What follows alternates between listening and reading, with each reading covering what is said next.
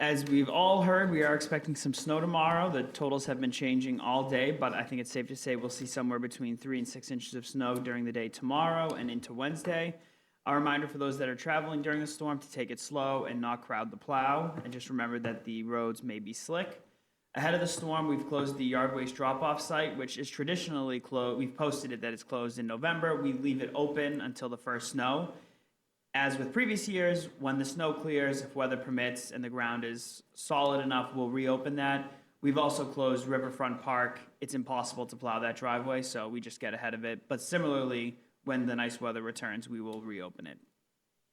I hope that everyone had a chance this weekend to stop by the annual Festival of Trees in the town center. As always, the program was bigger and better than ever and is a tremendous display of the pride and sense of community that we have here in Tyngsborough. A big shout out to our rec director, Allison Page, and the rec committee, as well as the countless volunteers who make this event happen. The good news is that if you missed it this weekend, you have one more chance to participate. You can visit TyngsboroughMA.gov to view the full schedule for the final weekend. 2 weeks ago, we hosted an incredible What's Happening on the New Hampshire border at the Edge District at 440 Middlesex Road. We had over 120 attendees from the business sector across the region. Attendees enjoyed a tour of the Metro Rock Climbing Gym, which will be opening soon, and had an exclusive gathering inside Player One. We're grateful to Player One for hosting us and Sam Park and his team for graciously sponsoring the event.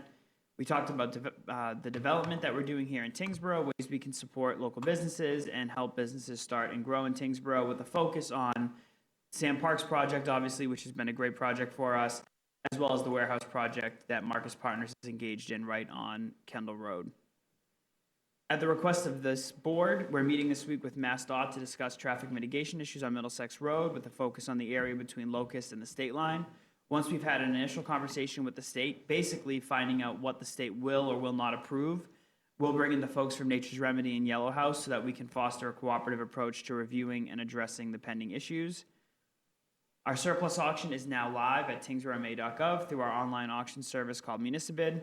We have 10 surplus items on sale, ranging from a full fire engine to utility trailers, air compressors, and more.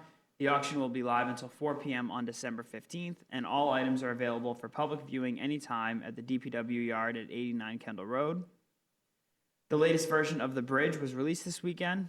As you all know, that's the new newsletter from the Tyngsborough Public Library. You can find the digital copy online at tinglib.org, which is also where you can subscribe to have it e-delivered to your mailbox each month. Or if you prefer, you can obtain a hard copy at the library. We are once again collecting old and unwanted holiday string lights right here at Town Hall. The bin is located outside of the main lobby, so it's accessible for residents 24/7. Residents should avoid putting these items in your curbside trash because they get tangled up and destroy the processing machines both in the trash trucks and also at the dump. Last meeting, we had the Board of Assessors before you for the annual tax classification hearing, and during that meeting, I reminded the folks at home that you should reach out to the assessor's office to learn about any programs that you might qualify for in order to help reduce your tax liability. On that note, residents who fall into any of the following categories may qualify for a real estate tax exemption. That's legally blind, a veteran with a service-connected disability, the surviving spouse of a disabled veteran, or a veteran who died from active duty injury or illness. Senior citizens age 65 plus who meet certain income and asset requirements also qualify. Applications are available in the assessor's office and are due by April 1st, 2026. You can call the assessor's office today to learn if you qualify by dialing 978-649-2300 extension 121. And on that note, I do just want to note the Lowell Sun published a story this weekend about the tax rate coming down. The tax rate came down slightly, assuming that number gets approved, but residential values increased. So if you read the story without really reading the story, it sounds like we've promised a tax decrease, but the tax rate, which as Lauren Wolk, our chief assessor, explained, is the dollar amount per thousand you're assessed.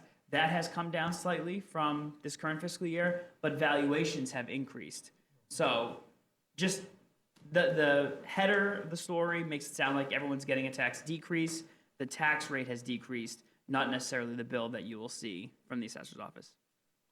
Earlier this month, School Business Administrator Joe Messina notified the school committee of his plan to retire at the end of the school year. Joe has been an employee of the school district for 26 years and has been a tremendous partner to the town. I've said this before, but it's worth reiterating that we're very lucky to have a good relationship with the school district, and Joe has certainly been a big part of that. Working with Joe has been a real pleasure, and I just want to take a minute to give him a shout out for what is a well-deserved retirement. Joe is a walking encyclopedia, and his input has been incredibly helpful on things like capital planning, the budget, and much more. We will miss working with him, but he is certainly leaving the department in great shape for whoever comes after him. I believe he's staying on through the end of the current school year. Last week, we completed final round interviews for the Health Department's administrative assistant position. We interviewed 4 finalists, and I'm happy to share that not only were all 4 uniquely qualified for the position, but all 4 are Tyngsborough residents. We're working through the offer process right now with our preferred candidate, and I will update the board once we have an accepted offer. 2 weeks ago, we completed the interview process for our vacant skilled laborer position with the Highway Division of the Department of Public Works. We conducted 5 interviews and have identified our preferred candidate. We've completed the screening process and are now in the offer stage, and our goal is to have that candidate start before the holidays and hopefully before the first snowfall. I wrote this before I knew that it was going to snow tomorrow. I made a little Our sad candidate, face next to that. yeah, our candidate will certainly not be starting before then. On a project note, I had a conversation last week with the folks that are involved in the proposed assisted living continuing care campus at 84 Kendall Road. They are still moving forward with the project as proposed to the town when the select board entered into that development agreement with them. They're currently working with a national company that does these types of projects and are engaged in a conversation with the folks at 93 Kendall to finalize agreements for sewer access. As a reminder, the project at 84 Kendall relies completely on being able to tie into the private sewer network that the folks at 93 Kendall are constructing. This side of town has no more sewer capacity, but what the folks at 93 Kendall did was obtain easements that allow them to run a private system to our main feed on Middlesex Road, which goes over the bridge and into Drake-it, where there is capacity. So if they're able to come to an agreement, the parcel at 84 would connect to 93, which then runs through a bunch of different parcels to Middlesex Road and over the bridge to Drake-it. That was the only feasible way for them to connect to sewer. They have not entered into a final agreement, but they do have a early blessing from the Sewer Commission, and I expect, barring any surprises, they'll be able to make that connection. The Department of Public Works was recently awarded a $10,000 grant from our insurance carrier Maya for various workplace safety items, including new protective gear, traffic cones, traffic signs, and other measures that will enhance job site safety. On top of getting the money to make these purchases, our participation in the program earns us credits toward our property and liability insurance, which ultimately reduces our annual premium. So a double win there. On the procurement side, last week we awarded contracts for our on-call plumbing and electrical services. For the last few years, we've used a blanket on-call contract with fixed hourly rates and material markups to ensure that we get the best pricing and reliable, consistent service. Prior to 2022, basically every department that managed a building would call their own plumber. One was paying twice what the other side was paying. There was no communication. Particularly under the DPW Act, now that we have a formalized facilities division, all of our service requests are coordinated by one person, and using these competitively procured contracts, we lock in rates for 3 years at a time. So we've awarded an electrical contract to Daigle Electrical Corp. That's been the holder of our current contract since 2022. And we awarded a contract to Vanguard Mechanical. That's a new firm to the town, but they come highly recommended from larger clients like UMass Lowell, Jersey Mike's, the Sub Shop.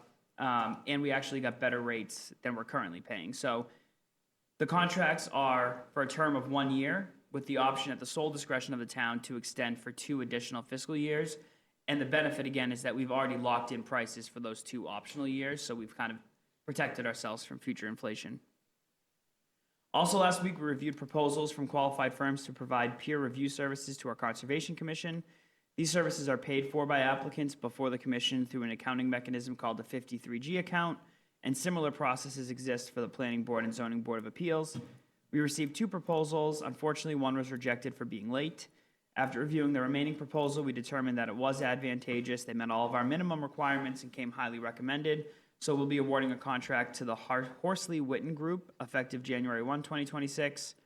Similarly, applicants before the commission benefit from the fact that we've now locked in 3 years of pricing.